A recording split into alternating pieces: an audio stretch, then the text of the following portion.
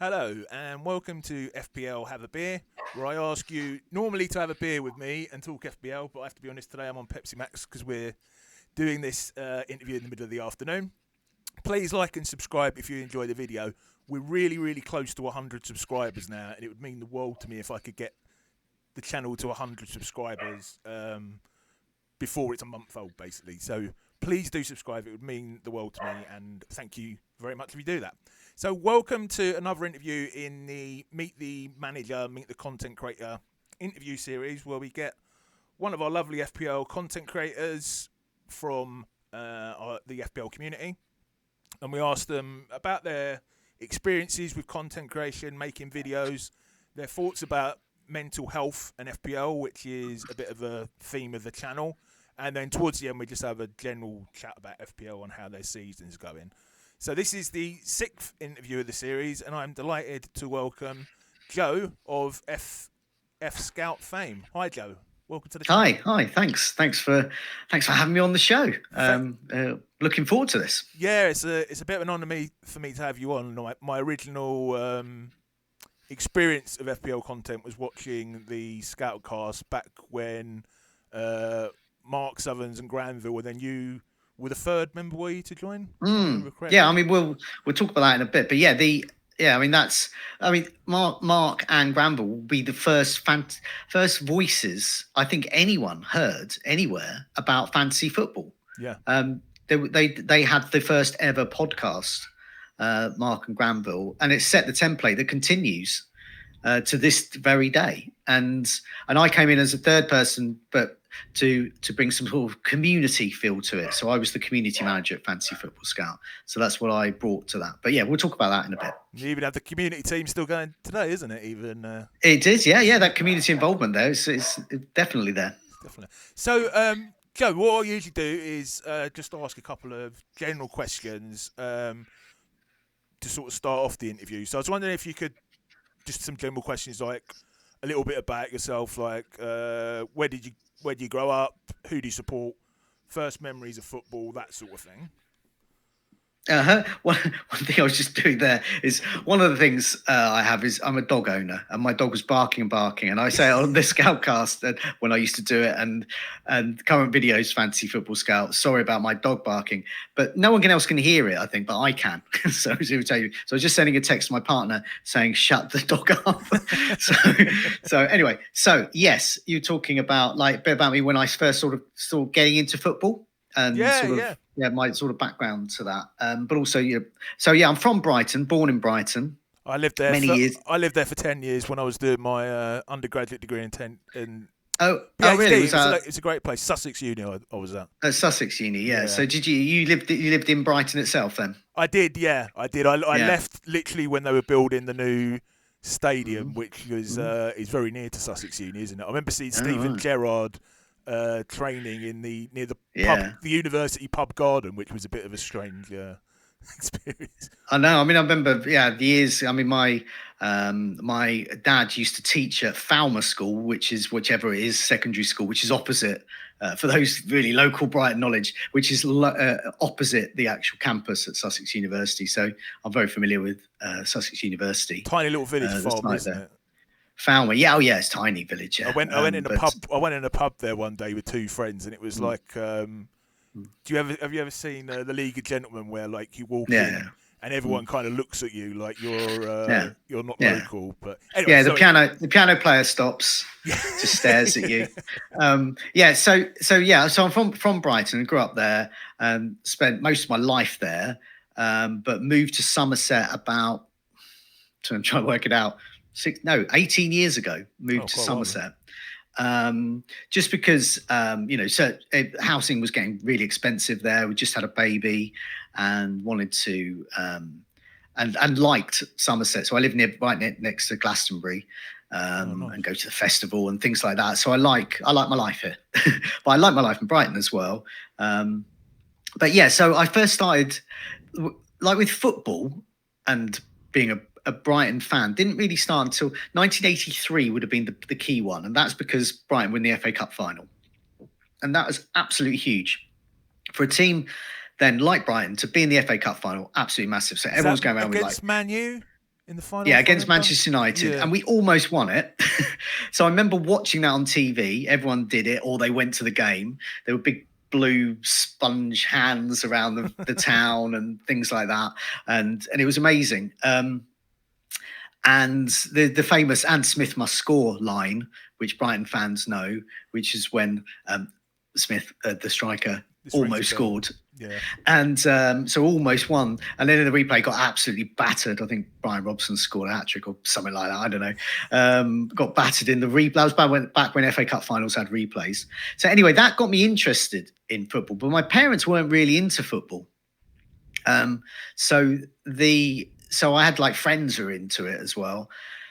And gradually, sort of, at some point in sort of the late 80s, as I was getting a bit older, I started to go to football matches. I think it was the late 80s, but I was trying to remember my first ever game at the Goldstone. And I think it was actually 91, but I thought it was a bit earlier. But anyway, and so the sort of players I was watching were players like John Byrne, who went on to Sunderland, Clive Walker, who used to be at Chelsea. We had Jimmy Case in the early 90s. My favourite striker, Kurt Nogan. And I remember we lost 2-0 to Tranmere and John Aldridge scored for Tranmere. But I loved it because there were toilet rolls being thrown on the pitch. There was a streaker. Everyone says, "You're shit," the goalkeeper. All this was new to me. And I was, as anyone would be when they go to football matches, they see the live game. You know, to see like... Back then, it would be about 10,000 Brighton fans, Brighton residents in one place. It was amazing. And the noise. Sorry, I remember my first, because it's actually nice to have someone on the podcast that's a bit older than me, because I think you're probably the first person. So I got into football about I get that a lot. I got into football in about the early 90s, and my first memory of Brighton was when they had the final day, it was the final day. It was basically a playoff who went down to the conference. Was it with Hereford? It was in Hereford. I'm trying to remember. It was at Hereford, and Robbie Reinold scored the equalising goal, which meant we stayed up. And Hereford. Yeah, so basically the ignominy of that. Brighton used to be, is in the FA Cup final. Was in the first division, Premier League in old money, and then to go out of the league. At a ground where they literally parade a cow around the pitch, the ignominy of that. But that didn't happen. We were saved, and we never went down there. And I mean, so that's my era, is seeing them in the lower leagues, really. So I saw them at Priestfield. We had terrible owners. They sold the ground to a Focus Wicks DIY store, and the chairman, coincidentally, was the chair of Focus Wicks. And so, we had to ground share with Priestfield at Gillingham. Eventually went to Withdean Stadium, which is, if you know Brighton, it's a tiny athletics track. I used to do my school sports day there. They lost the Goldstone before. They didn't.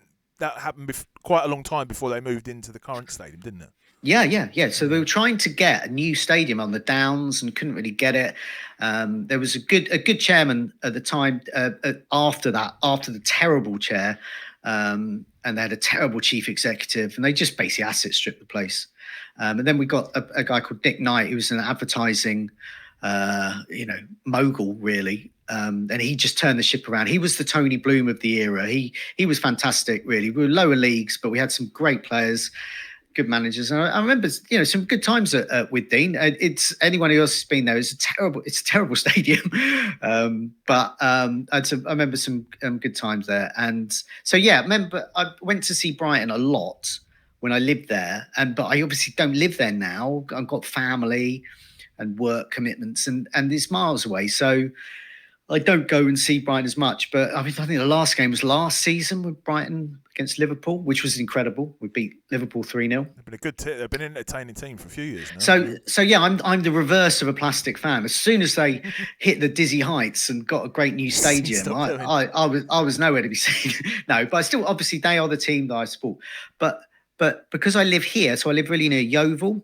My son's at university in Cheltenham at the moment, so I go up to see. So I see Cheltenham when I can. I see Yeovil when I can as well. We had we got a local West Country fantasy football group, And we were hoping to try and see Bristol Rovers, but for some reason Bristol Rovers were restricting their tickets, so we couldn't go. So yeah, I like to see the local teams. My son goes to see Bristol City a lot. My younger son.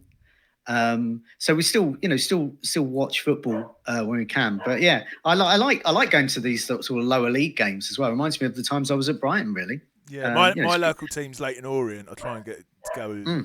Well, West Ham's quite near as well, but it's a very different feeling going to see Leighton Orient than it is going to the London Stadium.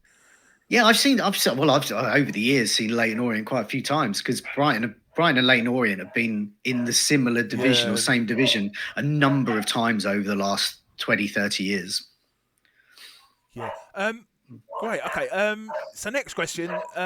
When did you first get into fantasy football? Not as a content creator, but like first time you played? So that was 2008-9 season. Okay. And so some friends of mine... Sorry, so your first was FPL? You hadn't played any games before prior to that? No, never played any games before. So I liked football, liked the fun of it. And so it's 2008-9. It was a friend invited me to join their fantasy league. I never heard of it. Fantasy Premier League. And there was about 10 of us, and I ended up winning that league. And I came about 50k or so. Which even then, there was about 2 million players. So 50k was still pretty good rank then. And sort of halfway through, I discovered Fantasy Football Scout, which is Fantasy Football Scout and Fizo. I think there was something called Total FPL. There was like 2 or 3 really small blogs, but Fantasy Football Scout was the... Would these have been new at the time? Yeah, newish. Yeah. So Fantasy Football Scout, I think, been going for maybe a year or 2 before that, and it was basically Mark Southerns who started it, and a few other people, volunteers and things. And around that time, he had an editor called Paul who came in. And and so I discovered that, and the community there was great. So those that look at Twitter or Blue Sky or wherever they are at the moment, the original sort of chatting about FPL and hey, look, here's my team, what should I do? That was all on forums at Fantasy Football Scout, and so that was the original. So I got into that. Would that predate Twitter? Twitter came around. It was totally, time, wasn't it? Yeah, it totally predates it. Yeah. The FPL community on Twitter is sometime after Twitter launched. Yeah. Well, I mean, it may have been there, but the hashtag of FPL or FPL community wasn't really widely used. But at some point, a bit later, really, sort of, it's more because Twitter then people didn't, it's just a thing. People, fantasy football people, they pretty much went to Fantasy Football Scout, I think, on the forum there. Or they went to something similar, but they didn't see Twitter as something fancy football like. But that sort of emerged over the time. But yeah, that original, I loved it because it was so funny. There were so many people there. There was a guy there called the Wookie, and he would always hold his post with "Whoa," and then say, "Oh, should I get I don't know, Paul Dickoff in to my fantasy side or something like that? I don't know." He's characterising his avatar properly then. Yeah, there was a guy called Soup who gave soup recipes and talked about fantasy football. There was some really amazing people on there, and a lot of them are still there, and a lot of them have moved over and they're now on Twitter and talk to them all the time. Yeah. But so that original there, and but it was the same feeling I got when I saw the first Brighton game. It's just funny. Football's funny, stupid. It's just some blokes running around in some shorts. But it's even funnier when you're deciding, you're moving those little shirts around a screen depicting those players, and they could get injured. They might have a fight on the pitch or something. I mean, I didn't play fantasy football when Leeds were big, but wasn't there that game where a couple of Leeds players just started having a fight and got sent off on the pitch? Imagine that. Lee Bowyer and David Batty. John. I can't remember the other. I can't remember who it was, but yeah. So I mean that's weird, but it's also just funny. It's stupid. It's silly. Fantasy football is silly. It happened once at my team as well, and that one was definitely Lee Bowyer and Kieran Dyer, I think it was. Yeah, in the Champions League match. Yeah. Yeah. And what any particular early memories that stand out of your fantasy football experience? Well, the early, I remember one of them. I mean, the weirdest one, it took me about 3 months to work out you could change captain. Really? but luckily, my captain in game week 1 was Jermaine Defoe. Okay. And so one of the greatest strikers the Premier League's ever seen. And so he was scoring like every other week. So that's okay. So I had no concept of like moving around fixtures or anything like that. And it was really that sort of February, March time of that season when I found Fantasy Football Scout, things around underlying stats and listening to the podcasts of Mark and Banville talking and all the people just posting amazing things on there as well. You know, I've done this research on this. Wow. And I was thinking, wow, that's actually really good. I can move around the fixtures there. So-and-so's got a good fixture block coming out. No concept of that until then. But discovered that within the first season, really. So I don't have those. One of my friends, Tom Glover, who's a comedian. I don't know if you've ever seen. He does this very funny video of fancy football content creators appearing on podcasts, recounting their season. Oh yeah, 2011. Oh yeah, I got a rank of 1 million. I wasn't playing seriously then. I got a 50k the next year. Yeah, I was playing seriously then. Yeah, it's about 2 million the next year. Didn't play that seriously. It just goes on like that. Yeah.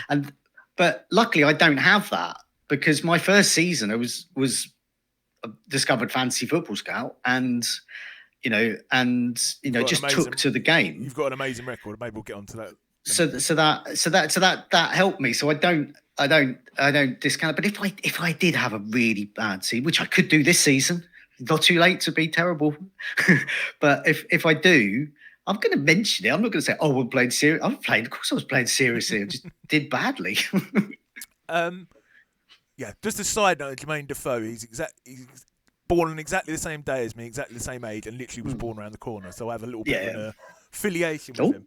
So I guess we're going to get into talking about FPL Scout here. Usually, I ask, when did you decide to go from being a FPL player to a content creator? I mean, how did the Scout opportunity come around? Right, yeah. So I'm slightly different to other content creators in that they have another job and they maybe do it in the evening or they do it, whatever during the day, but it's not their main job or it becomes their main job. So you're full-time?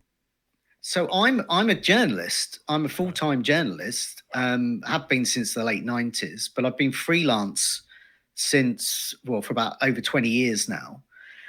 And so one of my clients that I took on as a journalist was Fantasy Football Scout. Oh, right. And I originally worked for free for them. And when you're a freelance journalist, you have to weigh up things like that. You think, So did they approach you originally? No, they applied for writers. They said, "Do you want to write for Fantasy Football Scout?" And myself and a couple of other people, I think a couple of us were taken on. And to do sort of profiles of players who are emerging, who've got good fixtures. So I think my first one was on Sessegnon from Sunderland. And just basically, just a profile of them in fantasy football, why they're a good pick and what their fixtures are and that type of thing. So I was originally taken on that. When you're a freelance journalist, you have to weigh up things like, working for free or cheaply and think, will it lead to something? And I just thought with Fantasy Football Scout, I thought they were obviously knew what they were doing. Mark knew what he was doing. The editor, Paul, knew what he was doing. I thought it's growing and growing.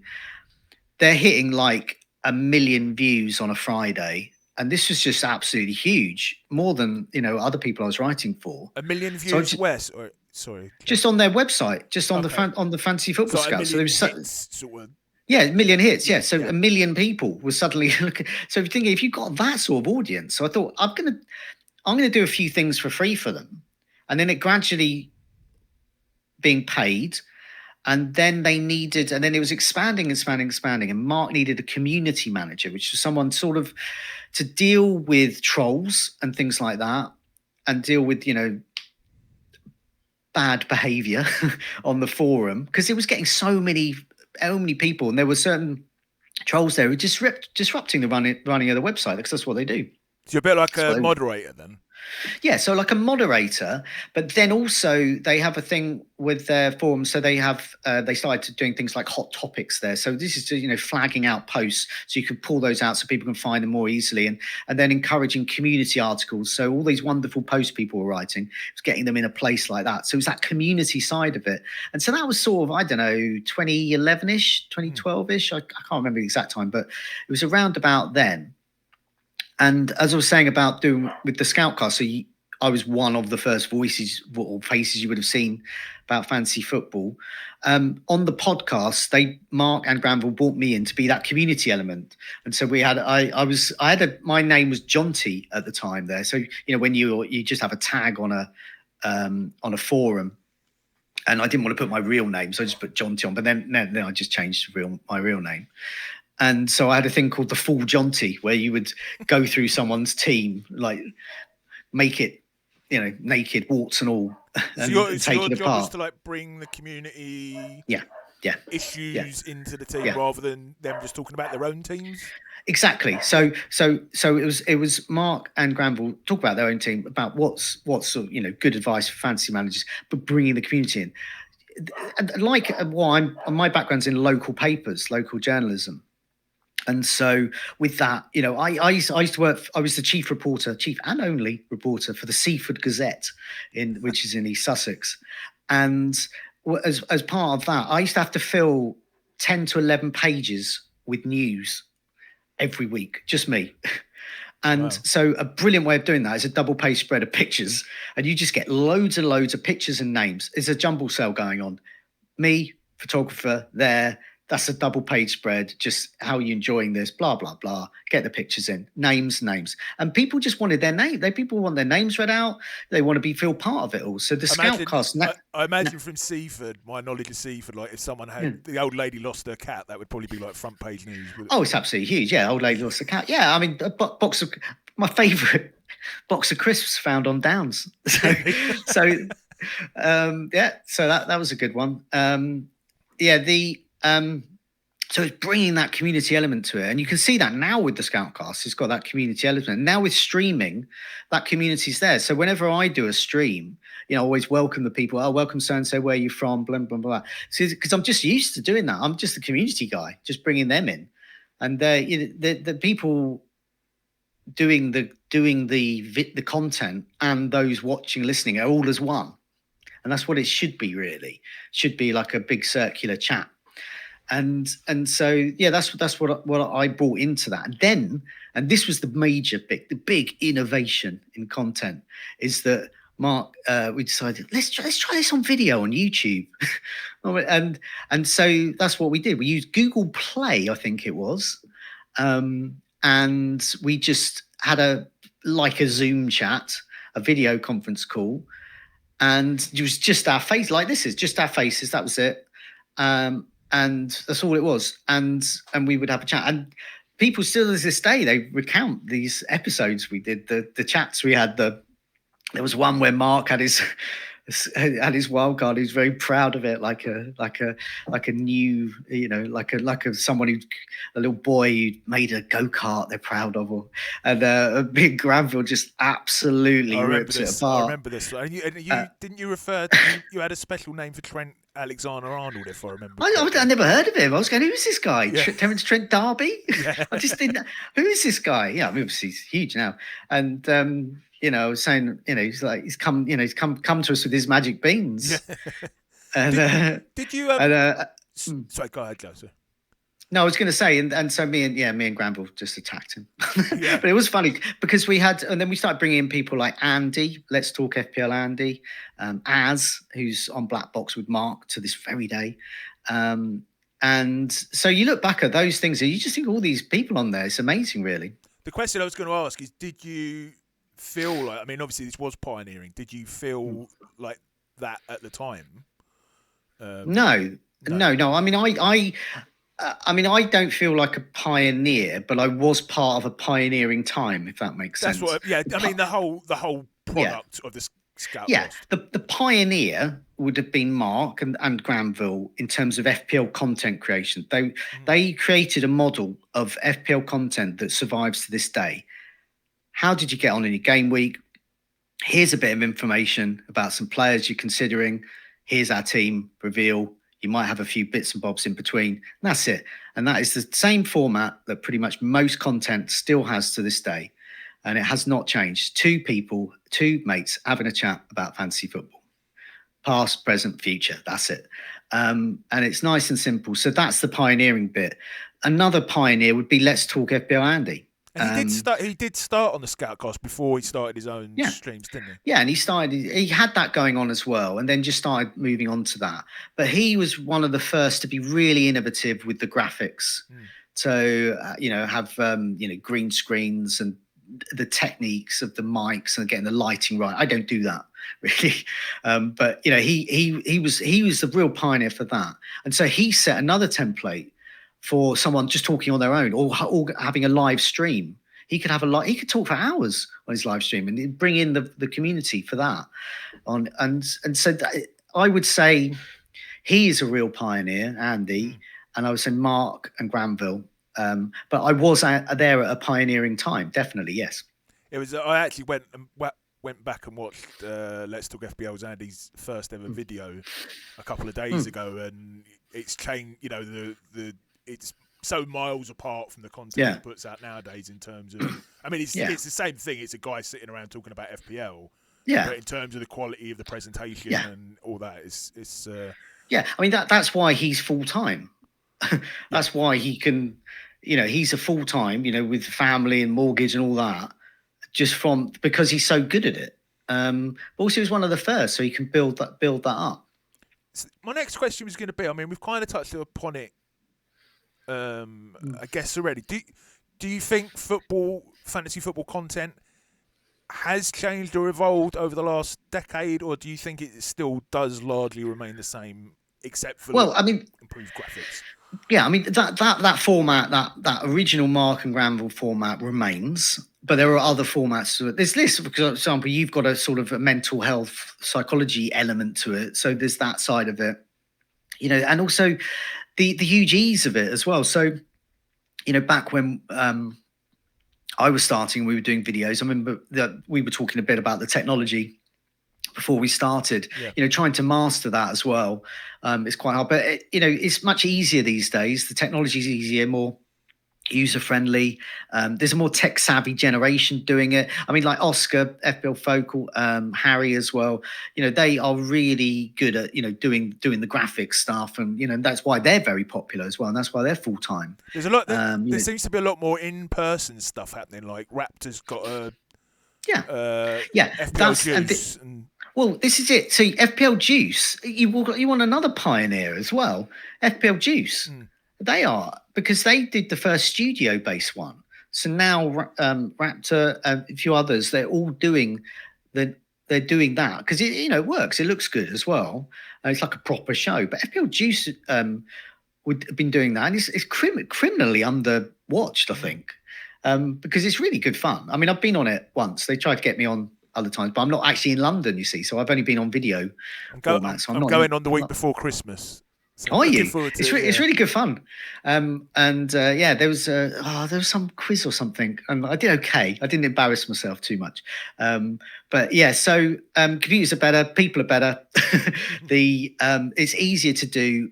Anyone can do it. Anyone watching this, anyone listening to a podcast, they can all do that, and that's the beauty of it. So that's changed, and some of them will break through and some of them won't. Some of them will just carry on and just enjoy it as well.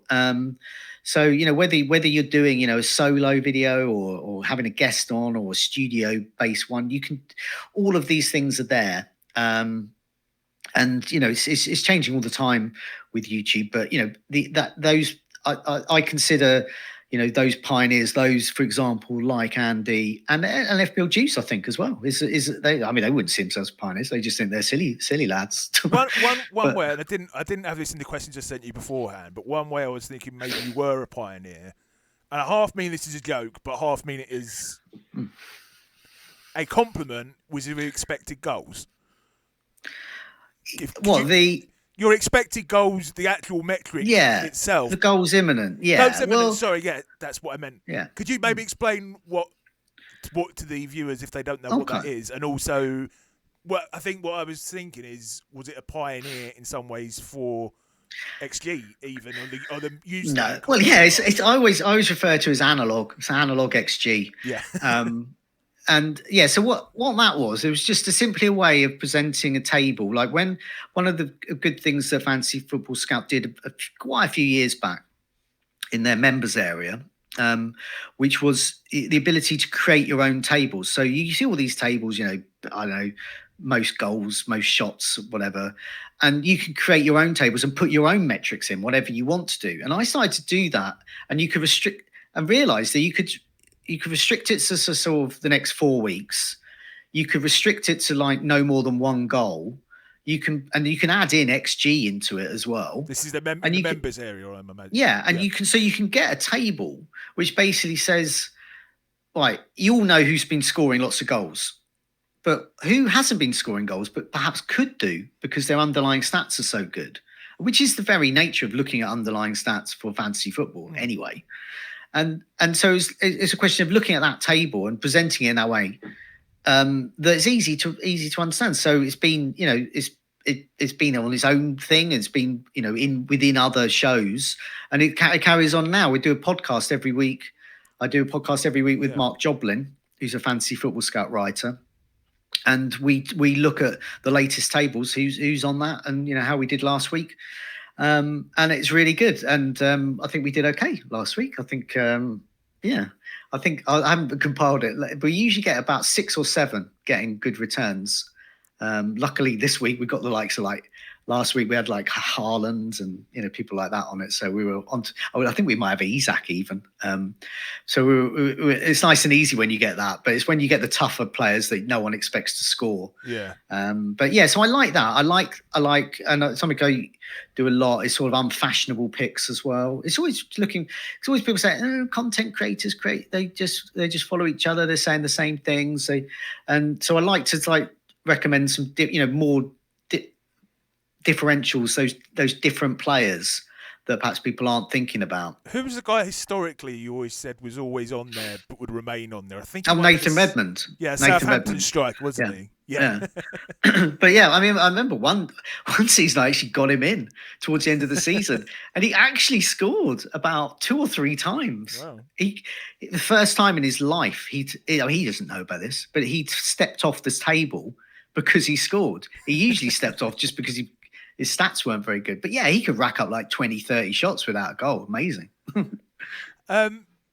So what next thing I was going to ask you is about the positives and negatives of being a content creator, or having FPL as your full-time job. Maybe you could start with the positives. Well, yeah, I mean, it's not my full-time job. Okay. It's one of many. So I have a number of clients. I write for a charity magazine. Okay. I write for children's social care things, the sorts of things you do with your career, about looking at reports about psychological things, whatever. Yeah. And those types of things, that research, I do that kind of thing. Okay. But I also do fantasy football as well. So fantasy football is probably about a third of my working week, quarter of my working week. You managed to put out a lot of content for only a third of your. Well, I mean, I do it. Because I've been doing it for a while, I can do it quite quick. No one's asking me to do anything particularly complicated. Yeah. So as soon as they do, then it might take me a bit longer. But yeah, so a real positive is, I mean, I work from home, and I predate the whole working from home boom post-pandemic. And so I've been working from home for a long, long time. Did go to London originally as a freelance journalist, but I mainly do it at home. So I work by myself. So I talk to my dogs and my cat when she was around, and whatever family members are around during the day. So for me, on a Monday, I have an hour chat with Mark, the FPL general, and we have a chat about whatever. What'd you do at the weekend? How's the kids and that kind of stuff. And then we chat about FPL. So the good thing about being an FPL content creator is you just get to chat to really nice people. But I'm talking to you now. I mean, this is like we're in, it's like being a normal worker, like in an office, having a chat about fantasy football or whatever, talking to a colleague or something about it. So that's the element to it, really. It's absolutely brilliant for me as a home worker. Would you say you've made many friends through it? Or... Yeah, definitely. Because you, I mean, you do online as well, or I mean, now another sort of innovation in fantasy football is fantasy football managers actually meeting each other. I'm just being a group of friends who play also in a fantasy football league. You get the fantasy football fest. You I'm get gonna have to try and go to that this next year. FPL meets. So we've had a few in the southwest area. Last time we did was last year. We went to a Yeovil game together. Oh, really? we watched Manchester United game in the pub, Yeovil game, back to the pub to watch an Arsenal game, and so it was good fun, and things like that. So yeah, I mean that's really nice. You get to meet lots of nice people there, and you get to meet people. I mean, because I talk to you now here, and but if we meet in real life, it's like oh, we know each other. It's like, all right, how you doing? Do you want a drink? We could do that. And I remember, so I used to do loads of videos with David Monday, who was the editor at Fantasy Football Scout, did a lot of content for a while. And I remember we first met at a fantasy football fest, I think, and it was like, oh wow, and he was like, oh wow, you've got legs, because like all he ever saw me was this. And so it was just really, so it's nice to meet, but you never really get never really get an idea of how high someone's height and this sort of thing either, do you? No, well, I'm really small. I'm a small person. So hopefully that comes across. And, what about the negatives, Joe? Oh well, I mean, the top one is you get some attention from some really awful people. You get attention from some really nice people who want to engage with you about fantasy football.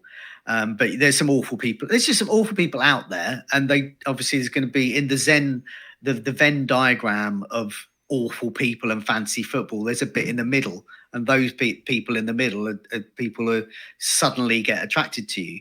And so they're the ones that want to have a go at you for whatever reason. And so there is also, I think there's a lot of people feel there's sort of pressure to do well. So because you're presenting information, look at, here's my team, so if you're doing really well and if you are, it depends on, getting a lot of hits and likes and subscribers and those types of things, you can get them by doing really well. And if you're not doing badly, have you got much flack for like any advice you've given? No, well, yeah, probably. But I don't really. I just go, well, look.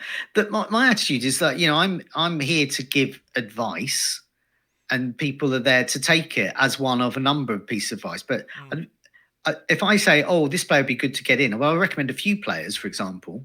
But if they then get one of those players in, then it's on it's their lookout to do it. I'm just saying, these are places to look at those stats if you want. You're just providing the guide of. But I get most feedback. I get that is like, oh, thanks for that tip there. Thanks for getting that player. Thanks for recommending that player. I did that, and it's worked out. So you do get that pressure to go up. But it's something. I mean, I think you've written about in your research about mental health and fantasy football that those who are more experienced managers deal with the mental health challenges of playing fantasy sports much better than those who are coming in new.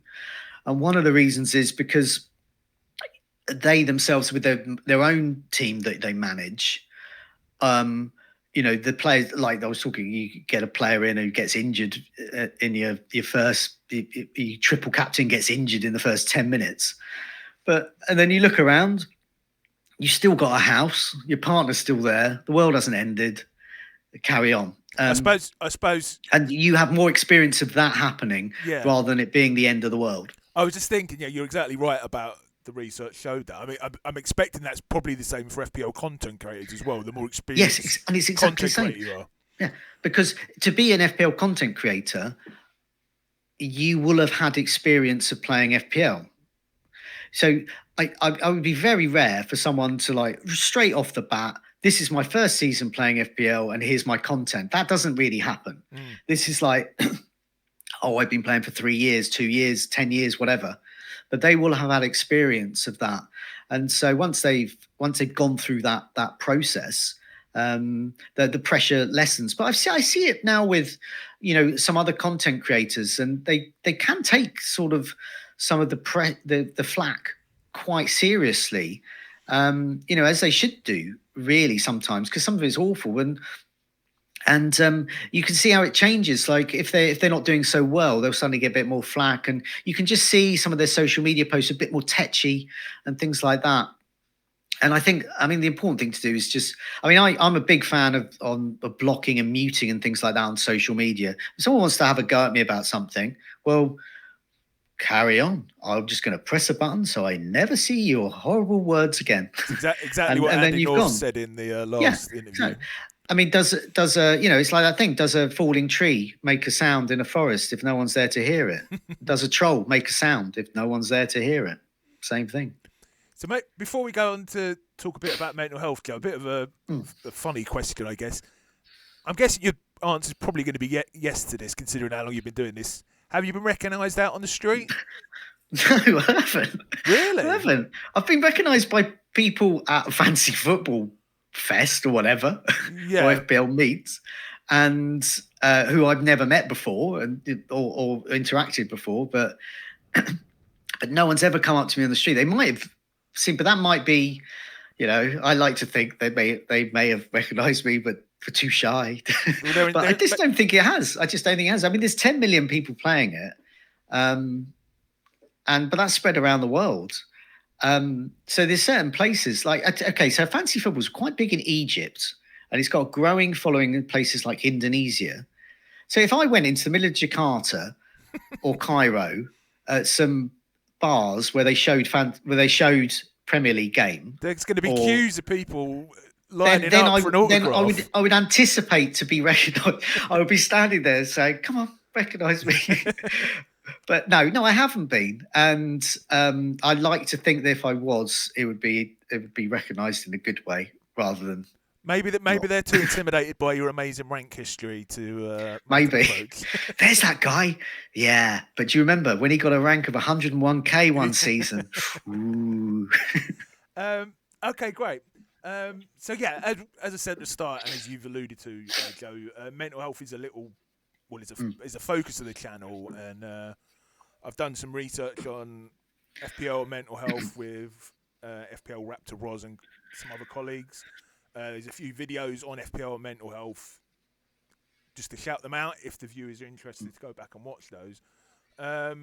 So I guess I'll start by asking Joe, has FPL ever had a serious or noticeable effect on your mental health and mood? And maybe first you could answer that before as just a player before you became a content creator, and then maybe so as a player, it has done. And as I said, it's that thing about experience. So we're talking back to your paper again about it, being more experienced and realizing the world doesn't end when a bad decision happens. Helps. So there have been some terrible times but what I do is I switch off from it. So there was one, I remember years ago, there was 1 week, it was terrible. It heralded a terrible run of results where I plummeted down the rankings. I took Firmino out for Lallana against Swansea because Firmino wasn't doing much. That sounds like it's got trouble written all over it. And you know exactly what's going to happen. Lallana gets injured in 10 minutes. Firmino switches from his less attacking role to Lallana's role and scores a brace.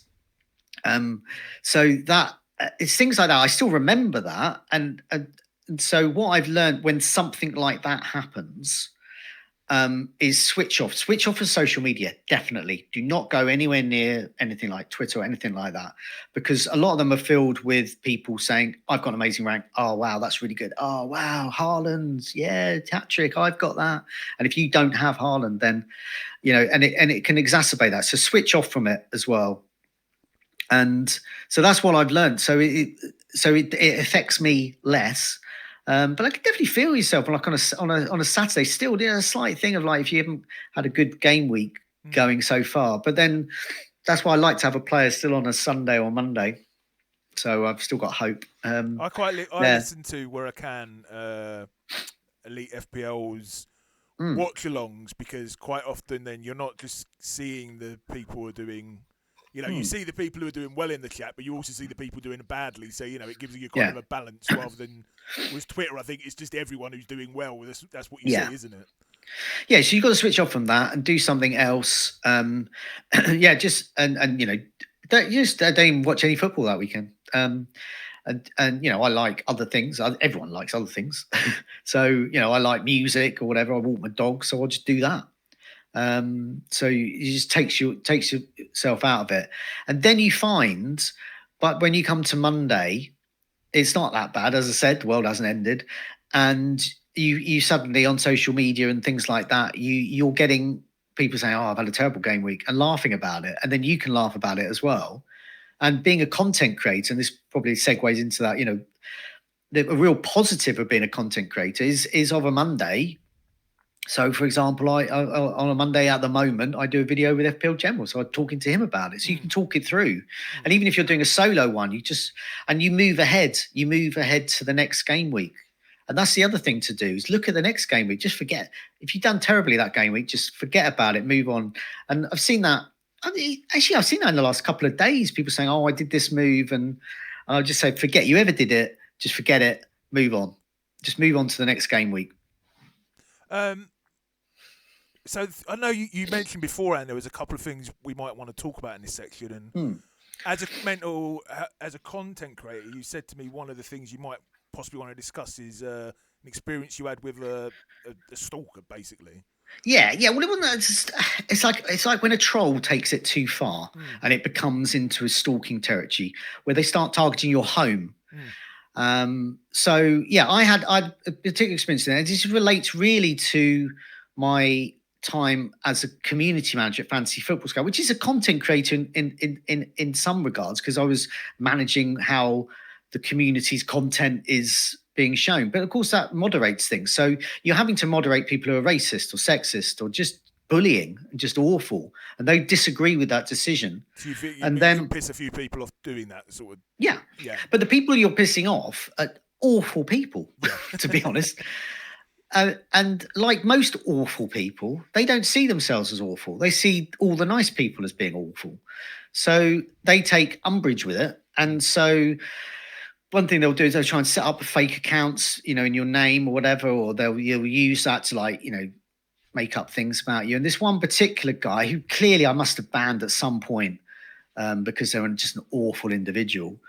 And he, you know, took it too far, was like doing lots of stuff like targeting me. And you can see it now. There's some people on, and everyone knows who I'm speaking about, on social media who take it too far. They target content creators and they take their trolling way too far.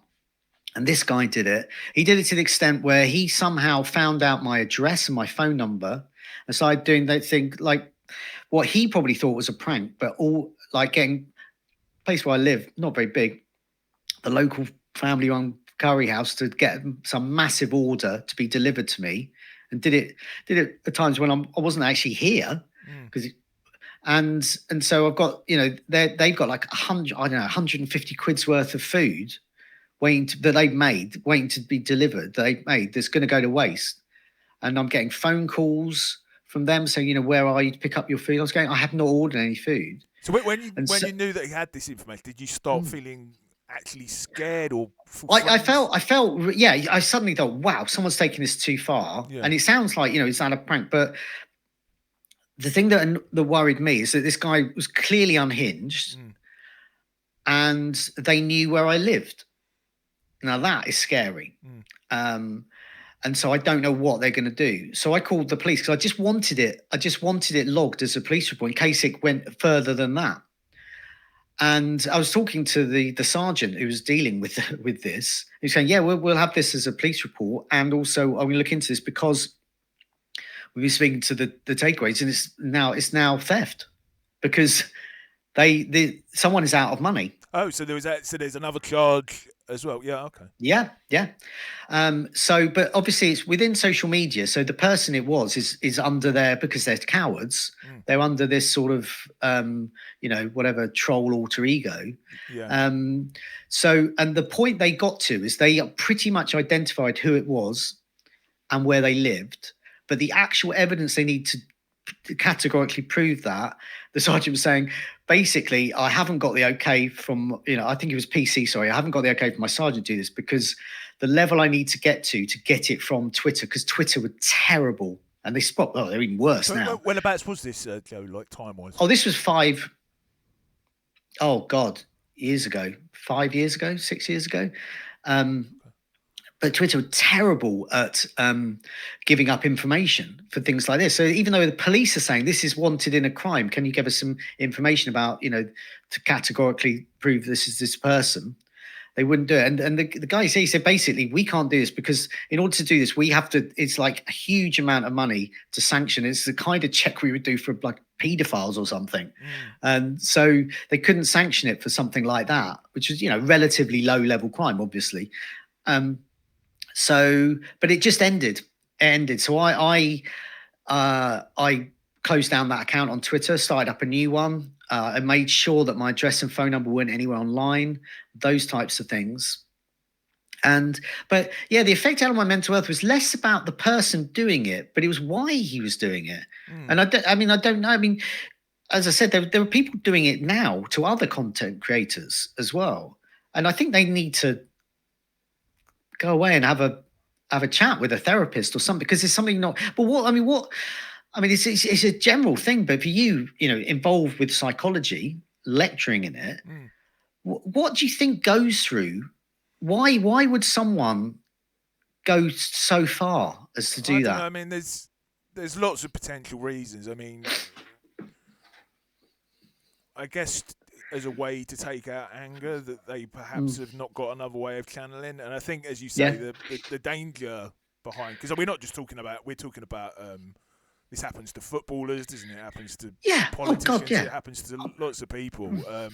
And the anonymity, I hate saying that word, anonymous nature of the account just makes it that you can, you feel that you can just continue. Whereas, if it was face to face or your real name on there, you'd stop. And it just becomes an addiction, I guess, maybe even. Yeah, I think that's it. I think it does become an addiction, and I think there's the great late comedian, sadly, Janie Godley. She used to she would get terrible trolls. I mean, she was dying of cancer and she was getting terrible trolls. Wow. On Twitter and stuff, but she was taking them on because she's from Glasgow, so she was taking them on. And at times I was thinking, God, how can you? This is really must affect your mental health, just dealing with these people, because the people you can visibly see the people she's dealing with are probably got some of those anger issues and some of those addictive issues that you're talking about there. And there's two or three. I mean, I reluctant to mention names of people, but not people that are targeting me, but I see it. They're targeting other content creators right now in an addictive way that's damaging for them. It's damaging to the people they're doing it to. And they're just, you can block and mute and things like that. But it's very sad when you think, why are they targeting me like Someone that? Can always, I mean, I've only been on Twitter for 3 weeks on this channel, but I guess they can always just set up a different account and. That's what they do. Yeah. I mean, that's why it's a toxic place. I mean, my experience with it. I mean, that's why, I'm, gradually moving offwards to other places. And where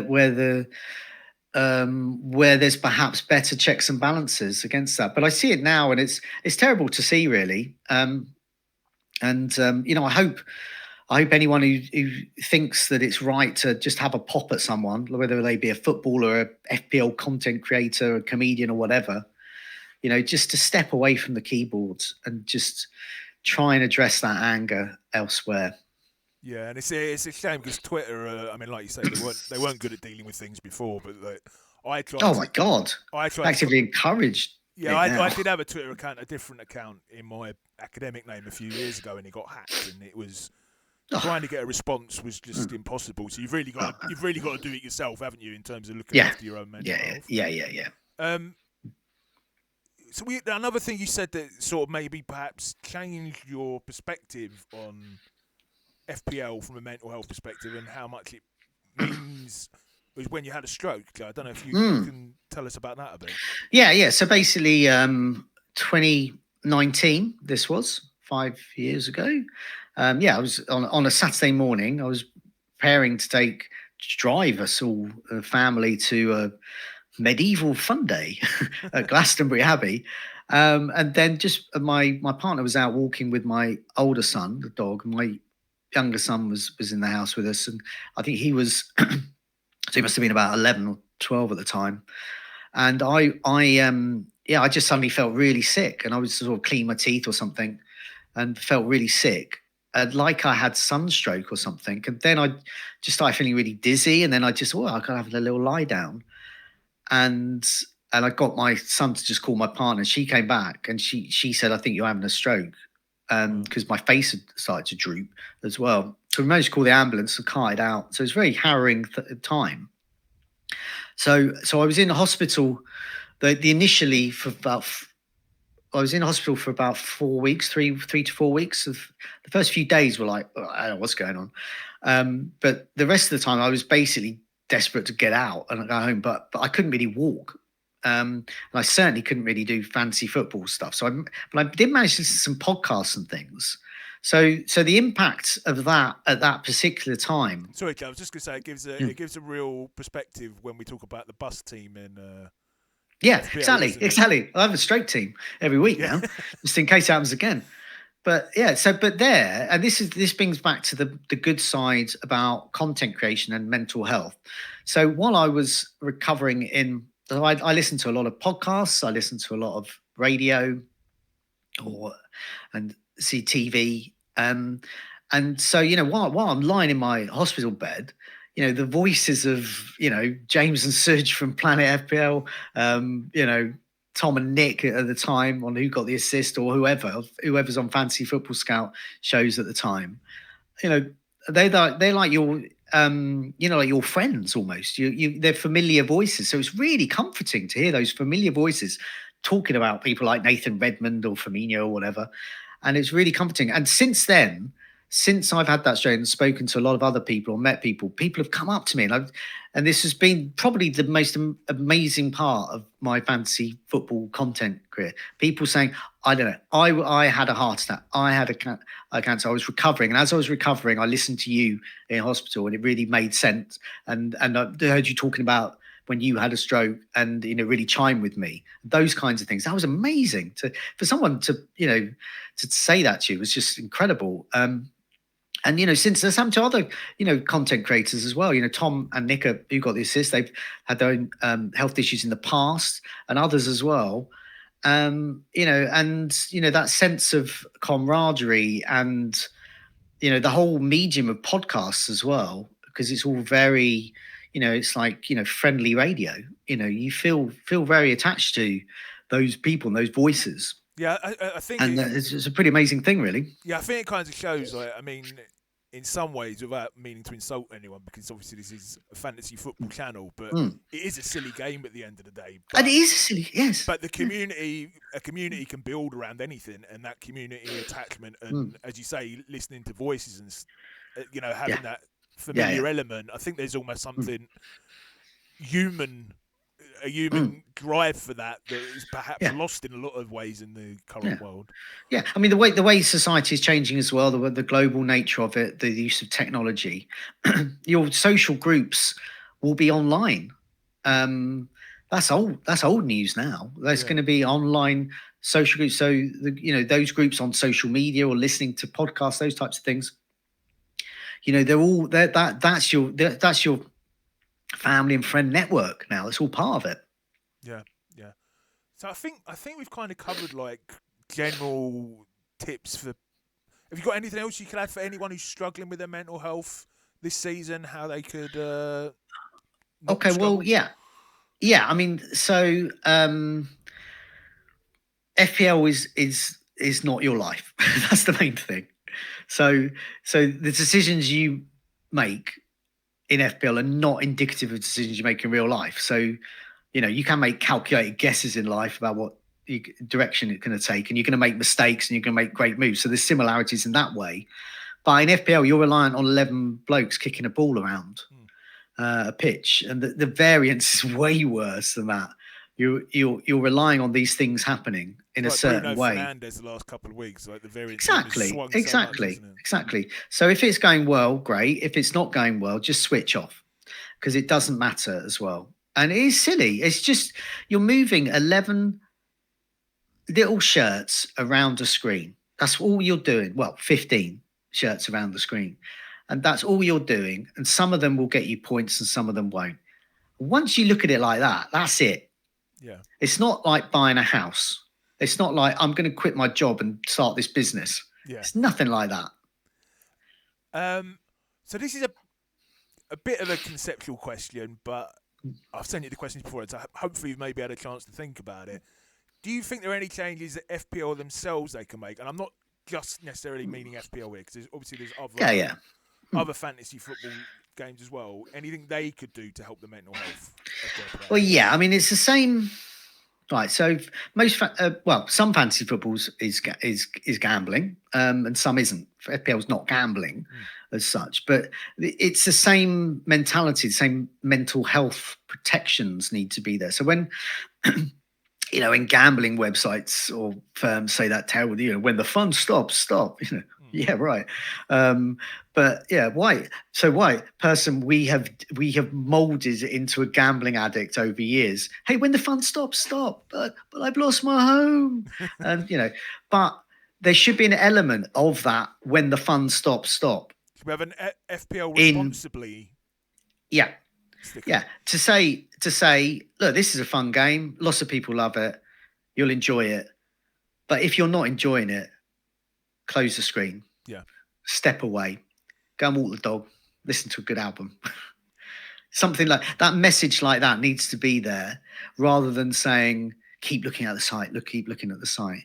So there needs to be an awareness of that, I think, within all content, whether that be from the official sites, official games, or whatever. There just needs to be that saying, it can be fun. Some of the previous and it is fun. Yeah. Some of the previous discussions I've had with some of the other people I've interviewed, things like the current deadline and the price changes really are constantly driving people back when maybe they don't actually want to be. And I don't really see what benefit FPL get from that, because for the price rises, we're not going to the FPL website, we're going to FPL statistics, and for the deadline, we're going to Deadline Stream, we're not going to them. So those seem to be things to me. Well, yeah, it's like all things on social media and stuff. It's all generated to getting likes, getting views. It's all generated to get you keep coming back, and that's what that's there for, and that's fine. But if it becomes a mental health problem for people, that they become addicted to it, then it's not fine. And there needs to be, and I think there is an acknowledgement of that, but there needs to be perhaps flagged up a little better, just an acknowledgement that it can go awry for some people. Yeah. And all it needs, the gambling website, although it just needs something on the website, like a warning label. It doesn't need to be that much. No, it's that thing. I was, when the fun stops, stop kind of thing. But at least that's an acknowledgement. At least that's saying it's not always fun. Yeah. And at least it's making that thing. It's like with the the alcohol or whatever. Your FPL have a beer, but FPL have a massive alcohol addiction and ruin your life and health. It's not that. It's just have a beer every now and again. Maybe I need to stick a warning on my website. Yeah, well, if you were huge, yeah, then maybe, yeah. FPL have a beer in brackets in moderation. It doesn't make sense. Drink responsibly. Yeah, exactly. Maybe you should. Yeah. So I usually just finish these interviews, Joe, with just a brief chat about how your season's going, and maybe if you have any tips. But one thing I did want to ask you before that, because this is kind of more related to mental health. So you did touch on this earlier, is the famous not having finished out of the top 100,000 for many years. Was it over a decade? I've been playing for, I think this is my 16th. 16th year. I can't work out how many years it is since 2008. But yeah, I think this is my 16th season. And it was only 2 seasons ago that you lost that record, wasn't it? It was about three seasons ago. I finished, I was 101k just outside. So that's literally a point. that's an extra transfer. My question was going to be: did that add any extra pressure? And did you almost feel? Or do you think it was almost a relief in the end? Looking, it was a relief. No. It was actually a relief because it was coming to the point where it was actually really weird. So at that point, it was say 13 seasons, never finished out top 100k. There was, I think there was maybe 3 of us. I think there's. Is there anyone Richard Clark? Is there anyone left standing? I don't know. There may be 2 or 3 people, but it was really rare that to go that length of time with that. So I'd had a couple of 90,000 or so and 80,000, a lot in the top 10k, a few hovering around that. And so this 101k, once I did that, that was great. Now I fell. I thought there was the disappointment of getting that, but also the good side of like, well, that's done now. So I can get 150 rank. I can get 200. Okay, I can be in the top million. It'll be a terrible season, but it won't be as breaking that initial record, which was tough to keep up.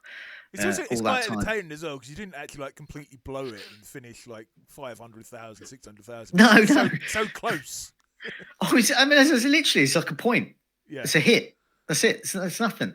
So the way I look at it now is I will work out my percentage average over my career.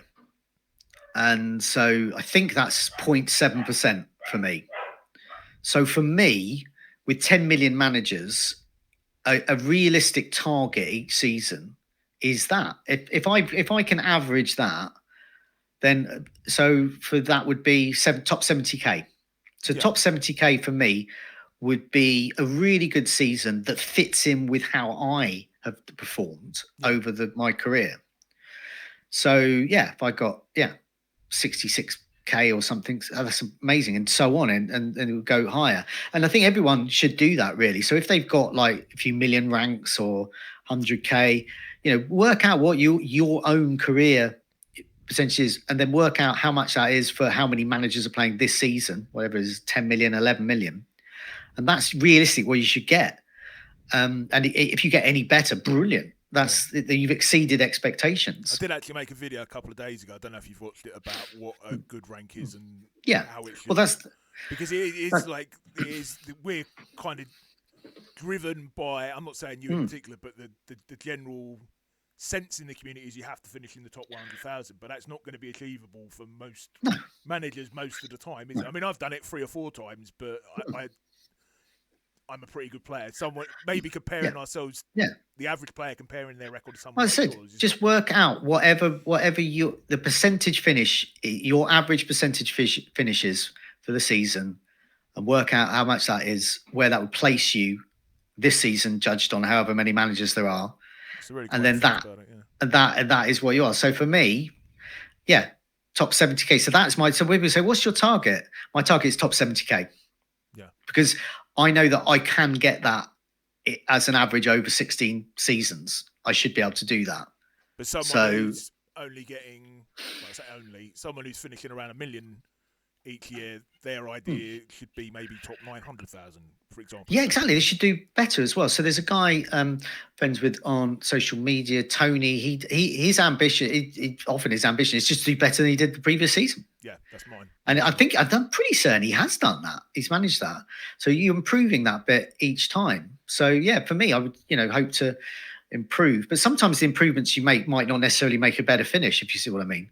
Yeah. It's just the way you play the game. So I might take a hit the next week, for example, and that will reduce my rank by 100k, just like that. But it would make me feel better about my team because it would give me a team I much prefer to look at. So how is your season going, Joe, in general? Yeah. Well, I'm way off my 70k target, but I'm 649k. Okay. So I'm doing pretty. I mean, I think top million at this stage is good. Top 100k at some point would be good. So that's I'm going in the right direction, really. So I don't want to dip down because we're seeing some. I mean, you mentioned you had Andy North on. I think he dipped down quite low this week because he had a bad game week. from about where I am now. So that could happen to me next week. Because this season in particular, because you cannot have Haaland, Salah, Saka, Palmer, etc., etc. You can't have them all. It's too much money. So you have to do without them. And all of them can score massive. And all of them are well owned. So I don't own Haaland at the moment. Haaland can score a hat-trick next week. And my captain... Do you feel comfortable without him? Yeah. Because I can't have them all. And I don't think he's the best value for money at the moment. But that's just at the moment. But he can still score a hat-trick while others falter. And that's going to be a real problem for me. And I might dip down the rankings. But that's just the way it is. Because I might have a week, which I have done, where I've had Haaland blanking. And all those players I can't get because I've got Haaland have also done well. So, you just have to accept that. And that's why, going back to a lot of what we've been talking about mental health-wise this season, more than anything, is the decisions you make in FPL, you really can't correlate that to your own decision-making in life, because... The variance is really big. The variance is absolutely huge. You can have... anything can happen because you cannot have all of those players. Yeah, I got rid of Haaland 2 weeks ago, and I've gone up from 5 million to just in the top 1 million. This is similar here. So, sorry, go on. No, I was just going to say exactly the same. And I'll look back at this season. Whatever bad moves I make, I'll always look back at game week 10, moving Semenyo and Haaland out for Cunha and Salah, and captaining Salah for the next 2 weeks. I'll always look back on that move and go, whatever else I did wrong, I got that one right. So a question that just came to my head, it would have been fitted in better when we were talking earlier about content creation. But you did host the Scoutcast then for quite a few years. I'm just wondering, do you miss it? Because you gave up, 3 or 4 years ago now? Yeah, no, well, so see, this relates to my stroke as well. I was sort of the host of the Scoutcast by accident anyway.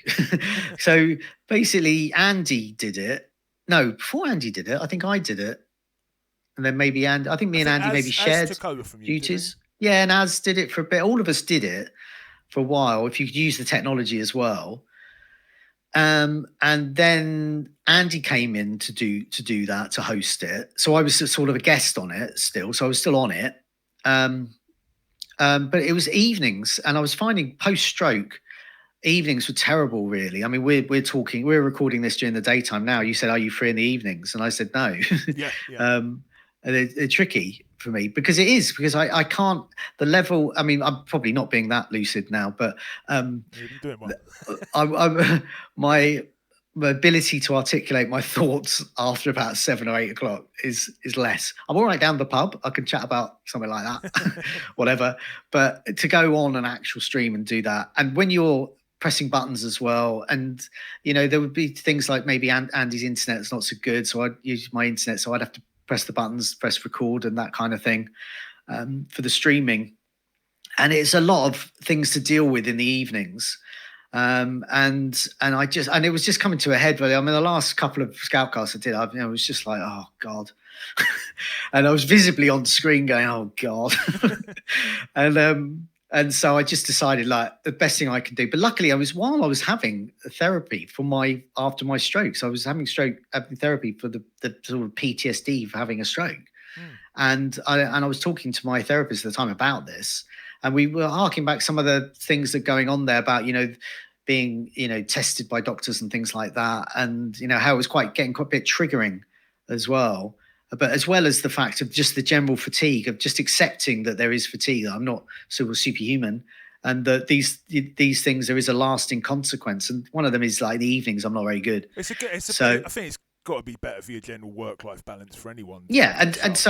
And when I sent a sort of a, like, resignation email kind of thing for it, just saying that, because basically I said I'll carry on up until, because I think this was about October I decided to do that, and then eventually left at the end of the year, sort of up until Christmas. So I carried on for another 2 or 3 months while they got themselves sorted. And the sense of relief was amazing, because also when you did the Scoutcast as well, you get so much more flack as well. You get it's so much bigger than a lot of the other shows that you get so much. You've got the reputation, haven't you? Yeah, you've got the you get the praise, but you also get the flack, and it was just getting so much. And it was just, I mean, yeah, when I stopped doing it, it was great. And it was because I said to them, I said at Fancy Football Scout, I said, I'd like to do more daytime stuff as well. And that's what I've been doing for them. And it's been great. So, I can do those guesting things. I can do my own videos for them that they want, and do that podcast. I do Goals Imminent with Mark, and yeah, it was a huge weight off my mind. Just not doing stuff in the evenings. So the answer to the question is no, you don't miss it then. No.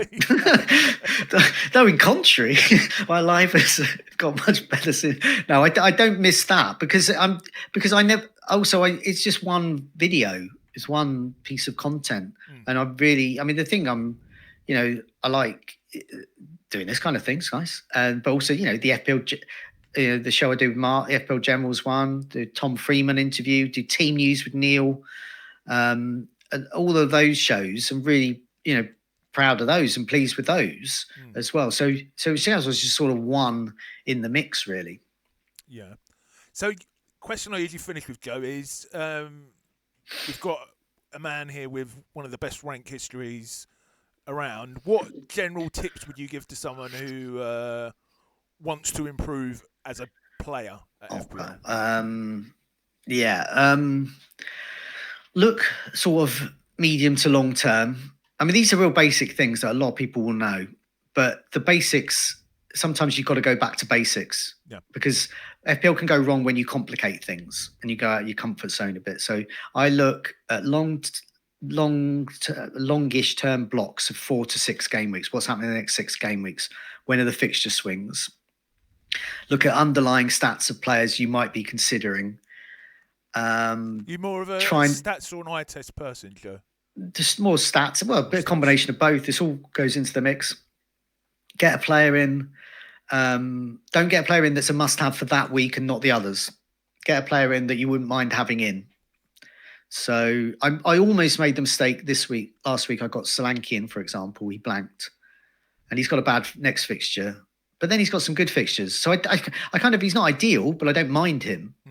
But it's not like he only had one good fixture, the Ipswich game. He's got lots of quite good fixtures coming up.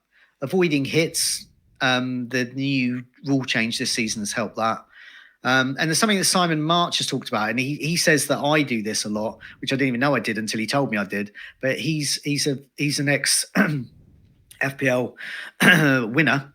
Oh yes, and he's also very knowledgeable about psychology, particularly the psychology of playing games like this. Was he the gentleman that did that one when without having any Liverpool players? Was that? No, that's Ben Crabtree, Everton fan. But Simon actually did it when he won it. He was living in Singapore and he could barely watch any matches because he was working there. And so he was looking at the stats mainly. But anyway, he does something called pre-mortem. So it's looking, instead of doing a post-mortem, that like FPL Black Box do very well, looking at your past mistake, do the pre-mortem of like anticipating all of those mistakes before they happen. So every move you make, what could go wrong? And that's the way I play. So I didn't know I played, that sort of pre-mortem way until he told me. But I always think, can I run away from my awful decision? That is always my mantra.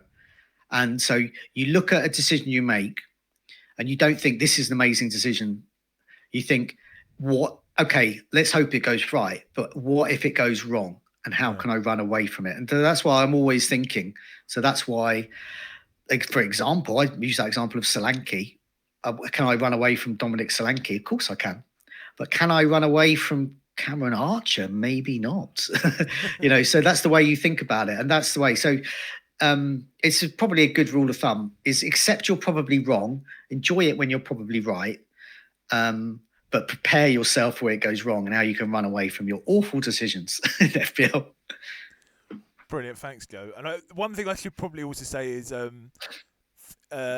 you slightly inspired this season because, of course, you did the Meet the Manager videos back in FPL Scout. But those were much more focused on the current game week, sort of, weren't they? But yeah, because I mean that's the thing, because when you're doing content like that for Fantasy Football Scout, you've got to do it so that it's sort of evergreen, where you can look back on it in a year's time, and sometimes you can look back on any of those ones I did now. Simon March, I just mentioned just then. You can look back at his one, but you have to sort of package them up and saying, getting bums on seats. Basically, people are looking at it saying, what are you doing the next game week, and they want advice for that. So you have to include that within it as well.